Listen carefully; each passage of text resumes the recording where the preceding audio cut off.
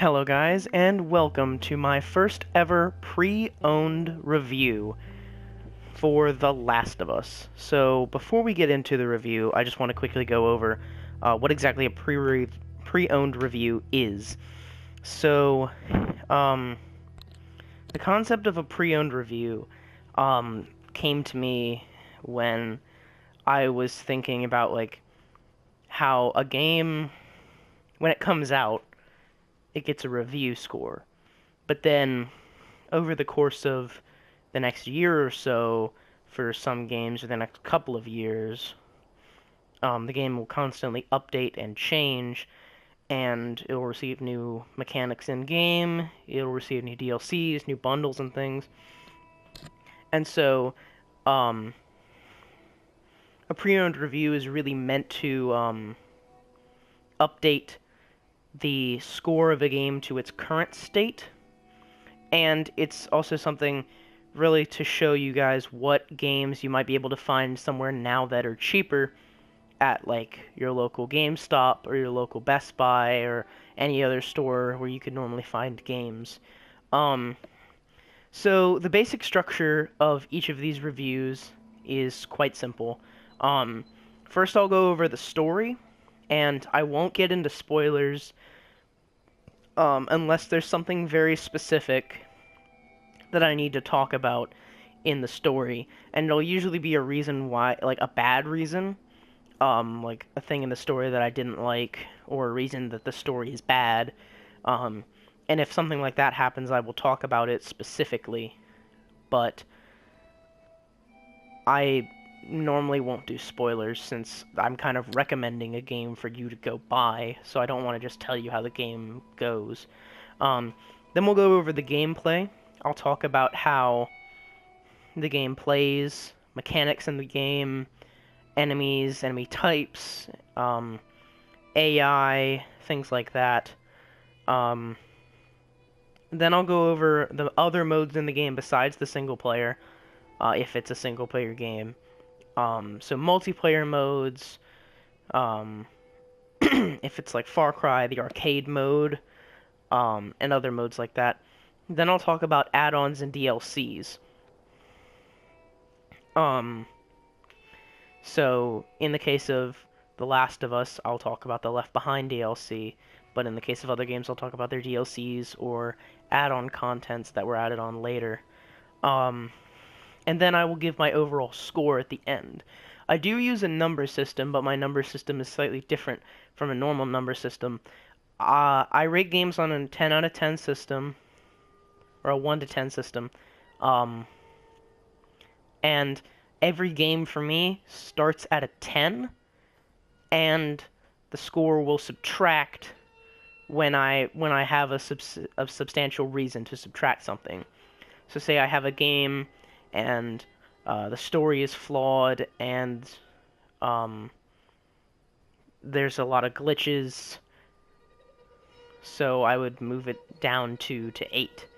But if those reasons are really substantial and they take away a lot from the game, I will tell you guys, the story is so bad I had to take away 3 points for the story. Something like that. Anyway, so now that that's out of the way, this is my review of The Last of Us. Fuck this. Take cover! You ready? Yeah. I'll cover you. Get the angle on them. The Last of Us is a third-person action game created by Naughty Dog Entertainment. Oh, The story follows Joel, a older gentleman who lost his daughter at the beginning of a zombie outbreak. The zombies in this game are very different, and I'll talk about them during the gameplay, as they were created from a mushroom style thing called a cordyceps.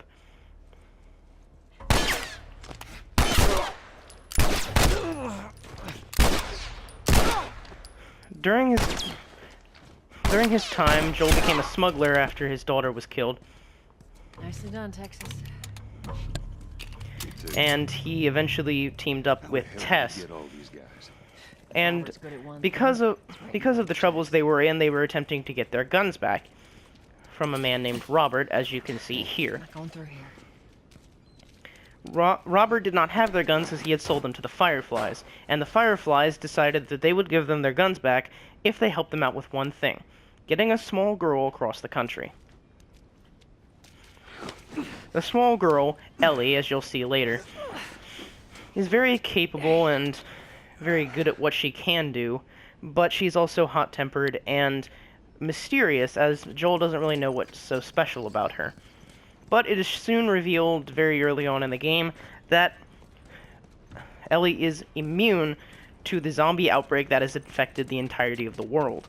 And they need to get her across the country so that the Firefly scientists can experiment on her and attempt to synthesize a cure.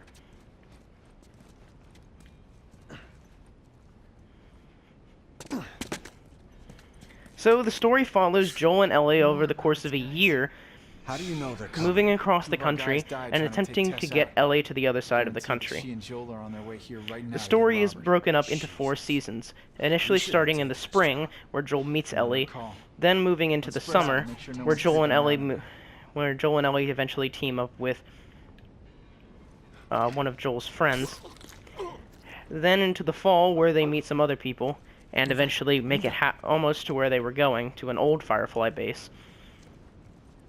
Then into the winter, and then finally again into the spring,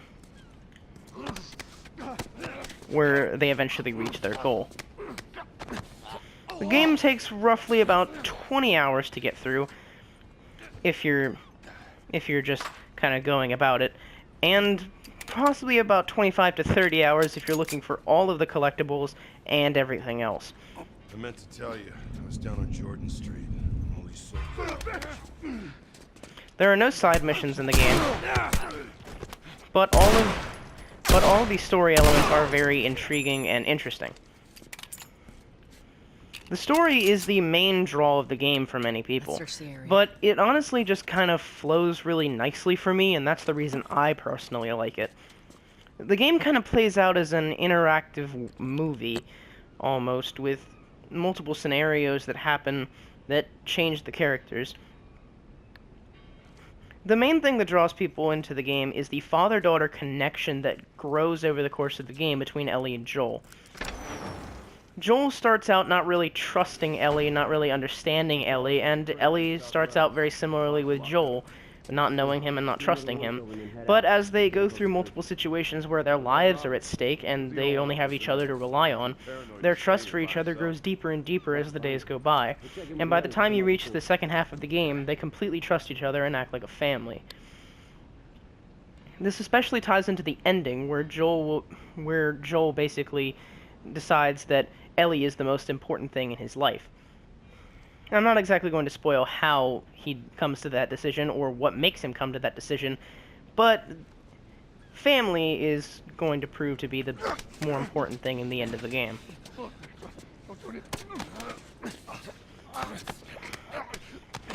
Joel also starts out as a very hardened character, as he did originally lose his daughter, and he's afraid of connecting with Ellie because he doesn't want to lose another daughter figure.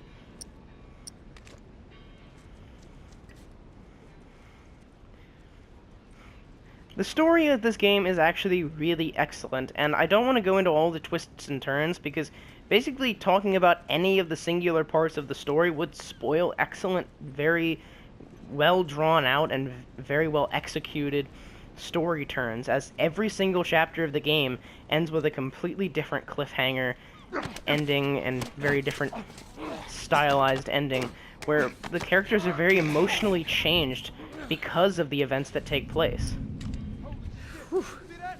Good takedown.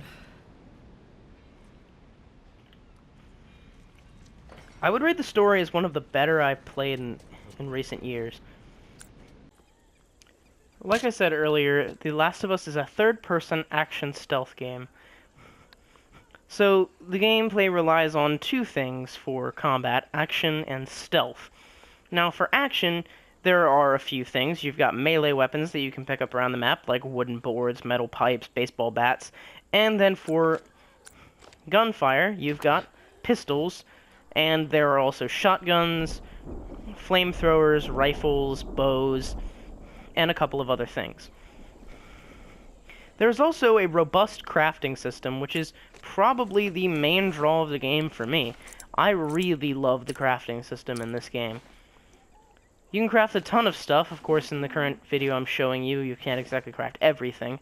But you can craft everything from shivs to medkits to Molotov cocktails to bombs to remote bombs to other things like that. Even smoke bombs can be crafted. There's also a weapon customization system where you can find parts around the map and apply them to the guns you have and upgrade them so that they are better and stronger.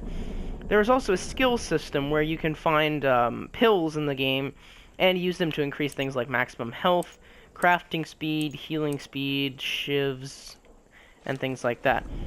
For the stealth part of the game, there is the listening system. The listening system is very useful for the stealth sections of the game, which are primarily against the zombie enemies in the game. The zombie enemies fall under 3 categories: runners, clickers, and bloaters. Runners are human-like enemies that can actually see you, and can also detect you by sound. Runners are fast and hit hard, but they can't instantly kill you. Clickers are 100% blind. They cannot see you and track you completely by sound. Clickers will instantly kill you if they can get their hands on you, but you can instantly kill them with a shiv to the back, or if you have a reinforced melee weapon. Then there are the bloaters, which are extremely difficult to kill. If they get their hands on you much like a clicker, you are instantly dead. But the problem with them is that they have many layers of mutations and fungus on them, which acts as an armor that you have to slowly peel away with gunfire and flamethrowers. Flame is the best way to take out a bloater. There are also human enemies in the game, but the human enemies are, let's just say, quite boring. And that shows the major problem with the combat in the game.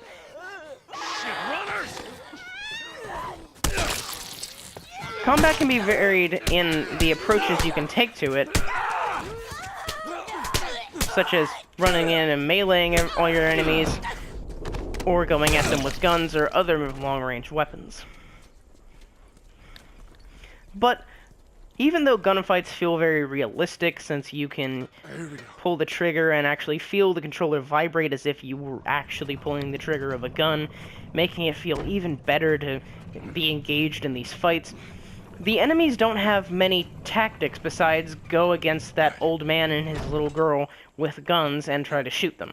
Even some enemies have different guns, like shotguns or flamethrowers, but they don't vary in their approach. They just go straight for you and try to kill you, which makes it quite easy to just mow them down once you get better weapons. So it's not varied in the fights, but the fights are still very engaging. And so while those parts of the game are quite repetitive, the interesting crafting system that allows you to craft multiple items, allowing for multiple approaches with different weapons that you can slowly improve over the course of the game, makes this game a very good one to play. And it compared to the story, it may not be as good a component of the game as the story, but alongside the story, it makes this game one of the best, if not the best, on the PlayStation 4. Also in The Last of Us, there is the multiplayer mode, known as Factions.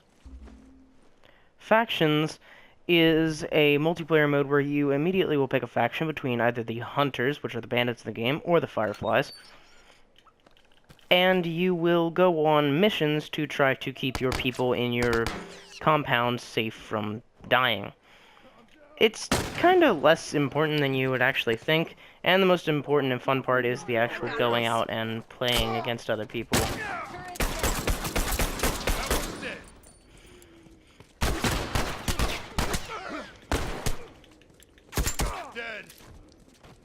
The multiplayer plays out almost identically to the main game, even including the crafting system from the main game, where you can craft melee upgrades, shivs, health kits, molotovs, bombs, and smoke bombs, much like the main game. The multiplayer is fun, frantic, and crazy. I really can't say much more about it than that. Cover me.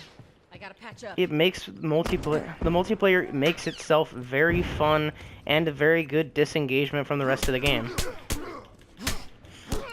Down one tourist. That fucker ain't getting up. You can attempt the game in a variety of different ways, approaching however you want with multiple different loadouts.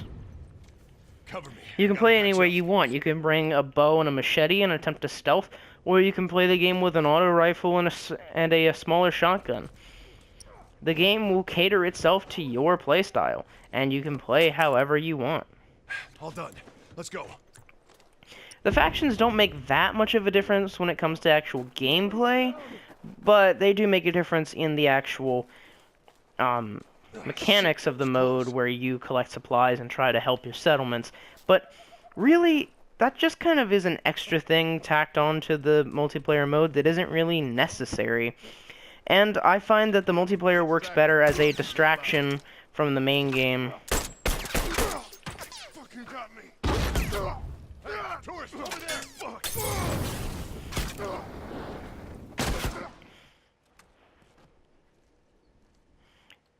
Because of the variation in the multiplayer, it makes it really fun to just make multiple different loadouts and play in multiple different ways. And every game is really fun and plays out in a similar style to the main game. And that makes the multiplayer an extremely fun add-on, which makes the game even better.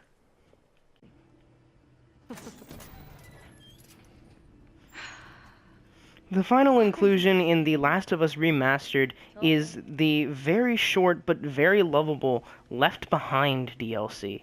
During this DLC, you step into the shoes of Ellie, who, during one point in the game, has to take care of Joel, who is seriously injured. It follows her story while trying to find medical supplies to heal up Joel, but it also shows flashbacks of her with one of her friends You ready for this? from her childhood, when she was slightly younger. Whoa. Riley, come here. No, you Ellie and her friend Riley seem to have a very deep emotional connection that was kind of disrupted from a departure Riley had when Riley left. They also seem to be romantically involved, which kind of has that bit of inclusion there for other groups in the society, but really the point of it is to have a new and different story and to tie up the backstory of Ellie, showing when she got bit, when things turned different for her, and why she's such a hardened character when we first meet her for being a 14-year-old girl.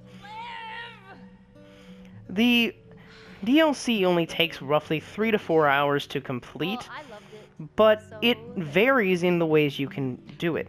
There are multiple events during the game where you can choose different questions or answers to things that can happen.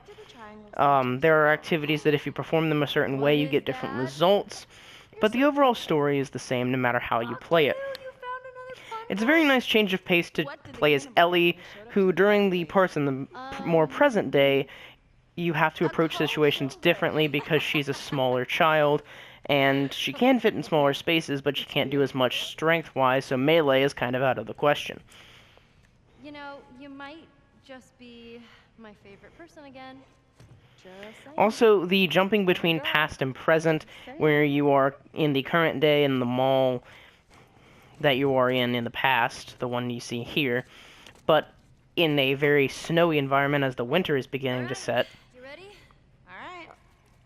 I heard 2 peanuts walked into a park. One was assaulted. Ah! Good one. It's very well contrasted with the past and present being completely different from each other.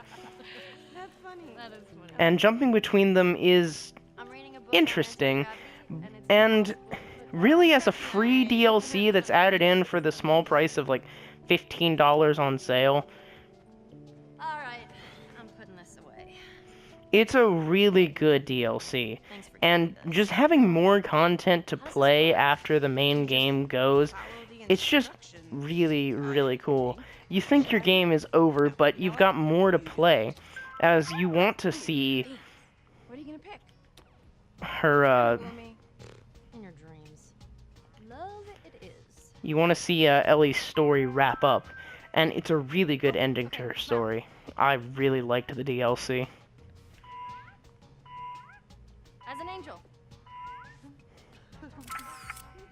Okay, something creepy.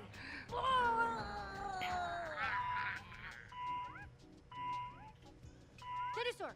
Oh no! Oh, let's make an ugly face. Okay. Squishy face, squishy face. Okay, let's make a silly face. Okay. Alright, be all sexy. Ooh, so sexy. Oh, it's all done. Alright. Huh, these look great. What's a Facebook? Maybe it prints our faces in a book? Oh, we can just print our pictures. Oh my god, I can't believe this is actually gonna work. I know. Hit retry. What? Oh, come on. Fuck you. Maybe if you put it up here. Uh-oh. Oh, what just happened? I think we broke it. I think we did too.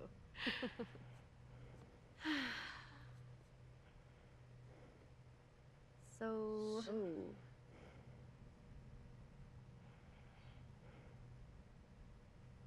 You want to keep exploring? Hell yeah.